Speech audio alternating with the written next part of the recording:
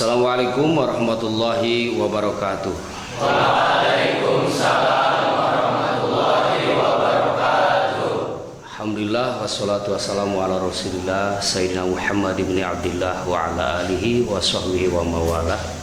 Ilahi anta maksudi wa ridhaka matlubi atini muhabbataka wa ma'rifataka. Amma ba'du. Para ikhwan rahimakumullah, kita harus bersyukur bahwa kita telah dipertemukan dengan Guru Agung Syekh Mursyid Kamil Kamil yang akan membimbing ruhani kita menuju pada Allah, yang dalam hal ini adalah beliau Pangersa Abah Anom Syekh Ahmad Syekh Wafat Tajul Arifin, yang tentunya beliau sebagai mursyid dalam Thariqah Qadiriyah Naqsabandiyah Pondok Pesantren Suryalaya. Satu hal yang perlu diingat oleh kita semua, bahwa dalam setiap thariqah ada zikir, ada wirid dan ibadah lainnya selain ibadah fardu. Setiap zikir dan wirid yang diijazahkan di dalam thariqah itu harus diamalkan sesuai dengan petunjuk gurunya. Artinya diamalkan secara sidik, secara benar. Dalam istilah saya, diamalkan secara dasi, dawam, sidik, ikhlas. Dawam terus menerus, sidik adalah benar sesuai petunjuk guru, ikhlas bahwa kita beribadah tidak memiliki tujuan kecuali menggapai ridho Allah Subhanahu wa Ta'ala. Nah, untuk supaya amaliyah kita sesuai dengan petunjuk guru, maka perlu ada bimbingan. Dalam hal ini di Pondok Pesantren Suryalaya ada bimbingan umum, ada bimbingan khusus. Bimbingan khusus sudah tentu oleh kiai-kiai yang ada di lingkungan Suryalaya, murid Pangersa Abah. Adapun bimbingan umum, nah ini diatur oleh organisasi itu sendiri, yang dalam hal ini adalah Lembaga Dakwah TKN Pondok Pesantren Suryalaya Tasikmalaya. Nah, di antara programnya yang berkaitan dengan bimbingan itu adalah program upgrading.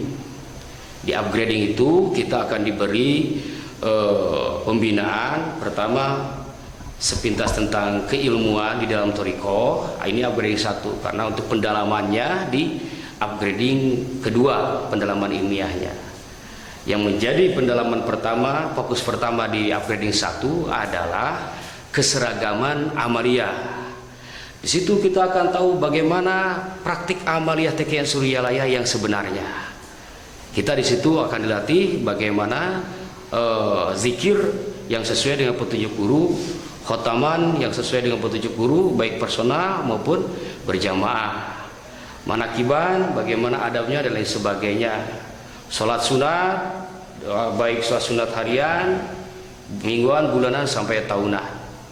Begitu juga ziarah dan mandi malam yang kita singkat menjadi DKM saja men. DKM saja men, DKM zikir khotaman manakib saja sholat sunat ziarah, nah saja men ditulisnya kan man, jadi mandi. Nah, di dalam upgrading ini kita akan diberi bimbingan bagaimana melaksanakan DKM saja men secara baik dan benar sesuai petunjuk dari guru. Maka untuk itu kepada para ikhwan semuanya, wabil khusus yang belum pernah mengikuti upgrading, diharapkan bisa mengikuti upgrading.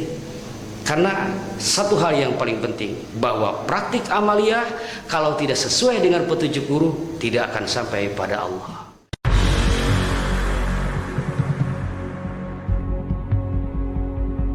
Ya, apa yang harus dilakukan sekarang? Usaha kita. Ya Allah, aku berlindung kepadamu dari hati yang keras, kelalaian, kekurangan, kehinaan, dan kemiskinan.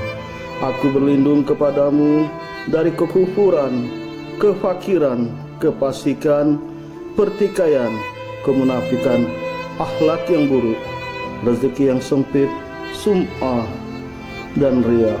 Aku berlindung kepadamu dari keadaan tuli, bisu, buta, gila, penyakit lepra, kusta, dan buruknya penyakit. Ya Allah, berkahi dan rahmatilah keluarga kami, mudahkanlah dari segala urusan di dunia maupun di akhirat. Amin.